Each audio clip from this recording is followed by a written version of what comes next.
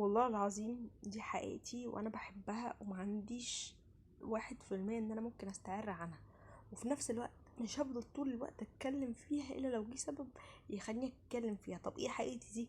ان انا بنت من ذوي القدرات الخاصه، بمشي بمساعده والدي، والدتي، صديق مقرب، صديقه مقربه، يمسكوا ايديا زي الاتنين اشتباها، يعني زي الاتنين مأنججين بعض بيمشوا مع بعض، ولدين او بنتين، ما تفهموش العلاقه دي نوعها ايه، حاجه زي كده. حلو.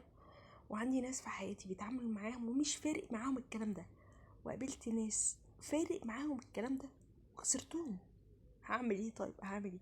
ما هو ناس بتيجي تحاسبني على حاجه انا ماليش يد فيها. من ايام المدرسه بالنسبه لي انا قلت ما كانتش احسن ايام. بعد كده انا لما كبرت انا درست وعرفت وحبيت حياتي وعملت حاجات تميزني في حياتي وعشت وحبيتها. ربنا لما بيدي حد عبء بيبقى العبء ده بتاعه ما بيبقاش عبء عليه، ده بيبقى مكافئته في الاخر، ما ده مصيره. ما هو مش ممكن ربنا يبقى بيعاقب اللي مولود كفيف، ده ربنا بيعاقبه ليه؟ ده اتولد. يعني ايه اللي هو ايه الحاجه اللي هو عمال يتعاقب بيها؟ ربنا بيخلق واحد اطرش، واحد ما بيتكلمش اخرس لما اتولد، ايه العيب اللي هو عمله يا جماعه؟ طب عشان يتخلق كده اكيد في حاجه هو منعها عنه، فيها شر، او عايزه يتعب ويكافح عشان يعلي قدره، بيميزه، عايزه يتعب شويه وبيميزه. انما مفيش واحده تيجي تقول لي معلش يعني يا جماعه، اصل مش عايز يدفع لي مهر ولا مؤخر ولا يدفع فلوس ولا يمضي على قايمه عشان انا من ذوي القدرات الخاصه. ليه؟ معلش، ليه؟ مش فاهم. آه اصل انا حبيته وبقى شخص قريب مني ومهذب جدا وانا كفيفه. اه بعد عني فجاه وحاسس انه بيتسلى بيا، بس انا مش هقدر اسيبه لان انا حبيته. طب ما انتي رديتي. بنت اتقدم لها راجل من ذوي القدرات الخاصه عايزه منه مهر كبير، مؤخر كبير، شبكه كبيره، عشان انت تعبان. ازاي؟ يعني ازاي انا هتجوز حد انا شايفه كده؟ ما معلش انا عايزه افهم. وبعد كده تقولوا لي نمسك في العقل. قابلت ناس وناس شايفين ان هم اكبر حاجه يقدموا لي ان هم هيمسكوا ايدي وهنمشي مع بعض، ما يلزمونيش. ده انا قابلت رجل اعمال يا جماعه، رجل اعمال وتقدم لي بعد كده كان بيقول لي انا مش شايف ان انت كسرتي القاعده. بالنسبه لي انا بشوف ان هم بيقفوا في الاشارات. في ناس منهم بتقف في الاشارات، بس في ناس بتنجح. هو احنا ليه هنستعر من حقيقتنا واللي احنا ما عملناهاش؟ يعني انا مثلا ما دخلتش الله اكبر السجن مثلا عشان حاجه استعر منها.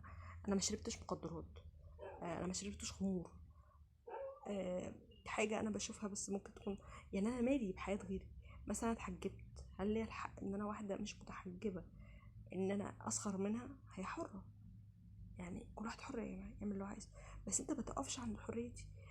انا ربنا خلقني بظروف، عجباك اهلا وسهلا، مش عجباك ما تعرفنيش.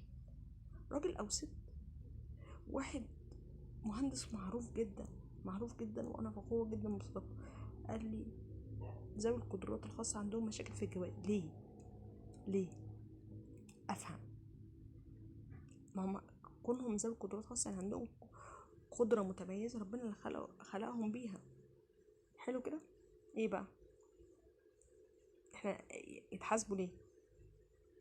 بعدين البني ادم حتى لو بني ادم سوي وطبيعي من وجهة نظر المجتمع، مع انه من ذوي قدرات خاصة انا شايفه طبيعي، ماشي، وما اتجوز، هيحصل ايه؟ حتى لو انت بتعمل حاجات بسيطة في حياتك وتافهة ومبسوط، خلاص انت حر، دي حياتك، وانت, وانت كمان حر، دي حياتك اكيد. فمحدش يتدخل.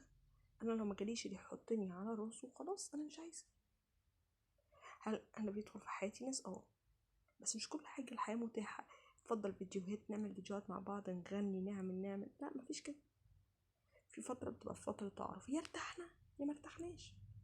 والخطوبة برضو انا بعتبرها ضمن فترة تعرف، مع اني ما اتخطبتش قبل كده، بس مش هنقعد نعمل فيديوهات، ولا حابة اعمل فيديوهات في خطوبتي ولا فيديوهات في فرحي، لان انتوا بتشوفوا لقطة والفيلم كله بيبقى فيه دراما، فانتوا بتحسدوا على اللقطة. طب الفيلم اللي فيه دراما هنعمل ايه؟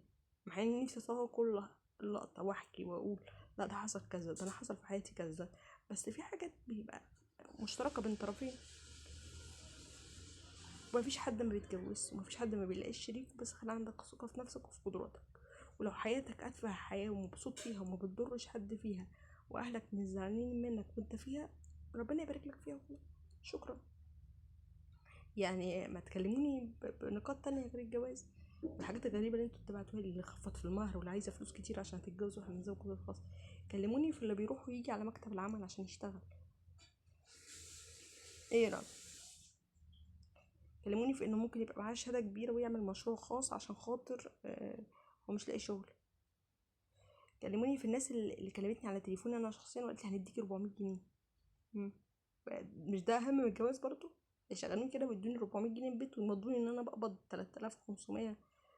ده في معرض سيارات كبير كان هيمضيني ان انا بقبض 8000 وهيديني 400 جنيه.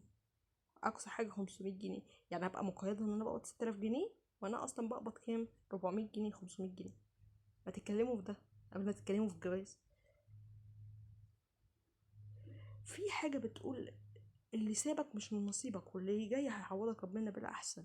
ده في نطاق الجواز. كلموني في نطاق، تعالوا نوسع نطاق الشغل. تعالوا نشوف المشاريع البسيطه، نعمل اي مشاريع.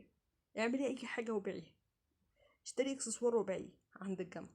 اشتري اي حاجه وبيعها في اي حته وبعد كده افتح محل. ده تكلمني فيه. لما تكلمنيش تقولي في واحده عايزاني اتجوزها عايزه مني فلوس قد كده، واحد عايزاني اتجوزه مش عايز يدفع فيها مهر ومؤخر وشبكه. مش عايزينك يا باشا.